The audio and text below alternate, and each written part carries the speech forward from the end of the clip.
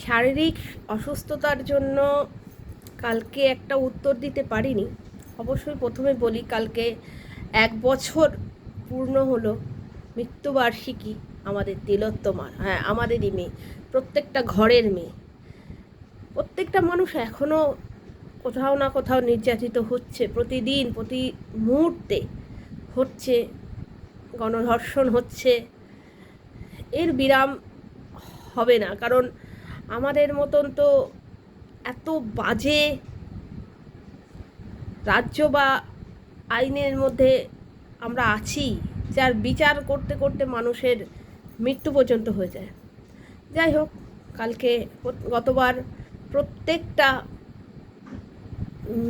মিছিলে আমি ছিলাম, বা রাত্রি জাগতেও আমি ছিলাম, আমাদের পাড়া থেকে, আমাদের বেলঘরিয়া বাটার মোড় থেকে।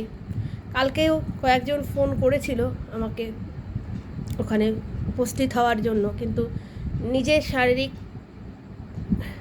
অসুস্থতার কারণে আমি উপস্থিত থাকতে পারিনি। কারণ কিছু দাদা বা জেঠু যাদের বলি আমি, যারা আমাকে স্নেহ করেন, তারা উপস্থিত থাকতে বলেছিলেন। কারণ গত বছর সারা রাত জেগে ওই গান বাজনা করতে হয়েছে, মানে অবশ্যই তিলোত্তমার উদ্দেশ্যে কিছু দেশাত্মবোধক গান, বা নারী জাগো নারী বন্যী শিখা, জাগো নারী জাগো বন্যী শিখা, এইসব গানগুলো আমি করেছিলাম। সেই উদ্দেশ্যেই তারা আমাকে বলেছিল, খুঁজেছিল, কিন্তু পাইনি। মানে আগে থেকেই ফোন করেছিল, কিন্তু যখন শুনলো আমি অসুস্থ, তারপরে নিজেরই খারাপ লাগছে, নিজের অসুস্থতার কারণে আমি যেতে পারিনি। কারণ আমি বর্তমানে মায়ের কাছে আছি। আমরা বছর বছর যতদিন না, জানি না কবে সুবিচার হবে। এবছর পারিনি, নিশ্চয়ই সামনে বছর শারীরিক অসুস্থতাটা থাকবে না, নিশ্চয়ই যাব, নিশ্চয়ই উপস্থিত থাকব। সে প্রতিবাদ আমি করবই অন্যায়ের বিরুদ্ধে, আগেও করেছি, এখনও করব। সে পোষ্যই হোক, মানুষই হোক, আর যেই হোক, যেখানে অন্যায় দেখব না, আমি কোনো রং গায়ে লাগাইনি, আর লাগাবও না। মানুষ হিসাবে, রাজ্যের মানুষ হিসাবে, পশ্চিমবঙ্গবাসী হিসাবে আমি থাকব। আর সমবেদনা জানানোর কোনো ভাষা নেই তিলোত্তমার মাকে। উনি আমাদের থেকে অনেকটাই বড়, বয়োজ্যেষ্ঠ মানুষ।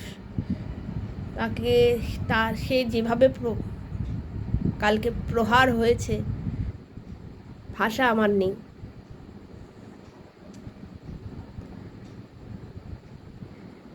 এরকমই বোধহয় হওয়ার ছিল তার ভাগ্যে। মেয়ের সুবিচারটা তো পেলই না, তার ওপরই অত্যাচার হলো সুবিচার চাইতে গিয়ে। যাই হোক, সমবেদনা জানানোরও বলছি তো ভাষা নেই, যে কিভাবে তাকে সান্ত্বনা দেব। এরকম চারিদিকে এরকম অরাজকতা চলছে। যাই হোক, ওনার মেয়ের আত্মা যেন শান্তি পায়। এখানে এরকম অনেক অনেক মেয়ে মায়ের কোল থেকে মেয়েকে ছিনিয়ে নিয়ে এরকম অন্যায়ভাবে অত্যাচার করে পরপারে পাঠানো হয়েছে। কর্মফল তো কেউ ভাবে না করার সময় যে আমার কর্মে কী আছে। নিশ্চয়ই তাদের মানুষের দরবারে বিচার না হলেও ওপরে যিনি আছেন ভগবানের দরবারে নিশ্চয়ই বিচার হবে। সেই বিচারে ভগবানের বিচার হয়তো আমরা দেখতে পাবো না, নিশ্চয়ই হবেই। কারণ কর্মফল বা দেখা যাবে না, আমরা হয়তো দেখতে পাবো না, কিন্তু তার অন্তর আত্মা দেখতে পাবে। যাই হোক, মুখে প্রতিবাদ করি বলি না, আমি প্রতিবাদ করি, কিন্তু তলায় তলায় অন্য কাজ করি। ডবল ফেস আমার নয়। হ্যাঁ, যেটা বলি, আবার হুমকি চুমকিও পাচ্ছি আমি, কিছু শুনলাম কালকে আমার ছেলের কাছ থেকে, হাসিও পায়। আমার ছেলে তো বলেই দিয়েছি, আইনের ছাত্র, আছে একটা ভালো জায়গায়, প্র্যাকটিস করছে, ভালো সিনিয়রের আন্ডারে।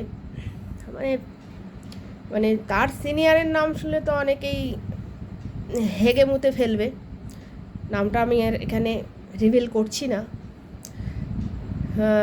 আমার ছেলে শুধু বাড়িতে যে হেসেছে আর কিছুই নয়। আর অন্যায় আমি করিনি যে আমি ভয় পাবো।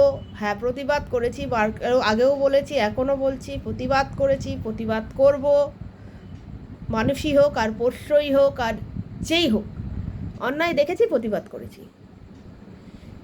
প্রতিবাদ করার মতন জিগার আমার আছে। আর আগের সঙ্গে আমাকে এখন তুলনা করলে হবে না, কারণ আমি সেই আগের মতন আর নরম সরম নেই। যার যা করার ইচ্ছা সে করতেই পারে, আমার যা করার হবে আমি ঠিক করব। আচ্ছা, বাই দ্য ওয়ে, তোমরা অনেকেই শুনেছো, জানো এটা, যে কারোর বিনা পারমিশনে কল রেকর্ড করে, সেই কল ছাড়া, কারণ যে আমার কল রেকর্ড করেছে সে তার ভয়েসও কিন্তু সেই কলটার মধ্যে রয়েছে, মানে তার সঙ্গে যে আমার কথোপকথনটা হচ্ছে তার কলটাও, ভয়েসটাও আমার কাছে আছে। মানে সে আর আমি দুজনের কথা বলছি, কলটা রয়েছে আমার কাছে, ভয়েস কলটা। মানে আমি জানতাম না আমার যে কলটা রেকর্ড করা হচ্ছে, পরে আমার ভায়া হয়ে আমার কাছে চলে আসে। সেটা কিন্তু আইনের আওতায় আনা যায়। শুধু আনছি না, কাদা ঘাটতে চাইছি না, দরকার হলে আনতে হবে। আমার যদি মনে হয় যে আমি আইনের আওতায় আনবো তো আনবো, আমি ঘাটতে চাইছি না।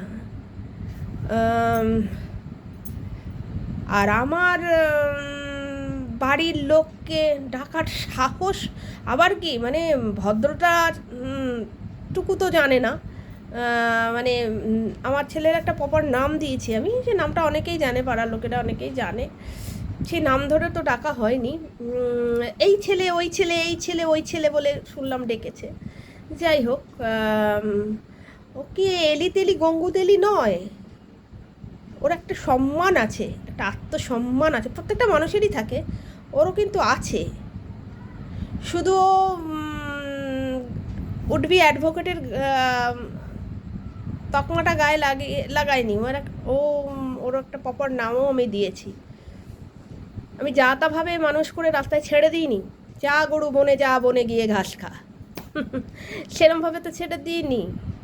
সাহস কী করে হয় যে আমার বাড়ির লোককে ডাকার? তার যা করার ইচ্ছা হবে সে করবে, তার যদি প্রপার প্রমাণ থাকে সে করবে, অ্যালান করতে হবে না, অ্যালান করতে হবে না। আর আমার যা করার আছে আমি সেইভাবে করব। আমার কাছেও তো কিছু প্রমাণ আছে, নাকি নেই? কেউ যেন ভাবে না যে ভয় দেখাচ্ছি, ভয় দেখাবো এইভাবে। মানে কি বলবো, ফুটো ঘটির জল গড়াতে গড়াতে গড়াতে গড়াতে গড়াতে গড়াতে কোথায় চলে গেছে। যাই হোক, আবারও বলি, তিলোত্তমার পাশে ছিলাম, আগেও ছিলাম, ভবিষ্যতেও থাকবো। আমার সঙ্গে যেসব অন্যায় হয়েছে, আমি চাইছি না এখনই আইনের আওতায় আনতে। আমার কাছে যেসব প্রমাণ আছে, যদি মনে হয় আমাকেও নামতে হবে, নামবো। আমি সবসময় ফেয়ার ছিলাম, ফেয়ার আছি, ফেয়ার থাকবো। কারণ আমি কোনো স্ল্যাং দিয়ে ভিডিও করিনি, খুব একটা কি একটাও না। আর আমি ভিডিও আর কটাই বা করেছি, কারণ আমার তো ওই যে বরের হাতে টাকা তুলে দিতে হয় না। আমার বর নিজস্ব যথেষ্ট রোজগার করে, আমার সংসার চালানোর জন্য, আমার ছেলে পড়ানোর জন্য টাকা রোজগার করতে হয় না। হ্যাঁ, একটা সময় 1.5 বছর এক জায়গায় ভাড়া ছিলাম, তাও বাড়ি করার জন্য ভাড়া ছিলাম, পাড়াতেই ছিলাম। কারণ আমার শ্বশুরবাড়ির উল্টো দিকেই আমি ভাড়া ছিলাম। শ্বশুরবাড়িতে কিছু প্রবলেমের জন্য শ্বশুরবাড়ি ছেড়ে দিয়েছি। এখন আমার শ্বশুরবাড়িতে প্রবলেম সব শর্ট আউট হয়ে গেছে, সবারই হয়। এই তো কালকেই আমার দেওরের মেয়ে ছেলেকে রাখি পরালো। আবার অনেকে আমার ছেলের জন্মদিনের শর্টসে দেখবে আমার ছেলের পাশে বসে আছে আমার দেওরের মেয়ে আমার বাড়িতে। ওদের সাথে একটু সমস্যা ছিল, শাশুড়ির সাথে একটু সমস্যা ছিল। এখন সব সারা জীবন তো ওরা তো আমার নিজের লোক, সারা জীবন তো আমার থাকবে না ঝামেলা অশান্তি।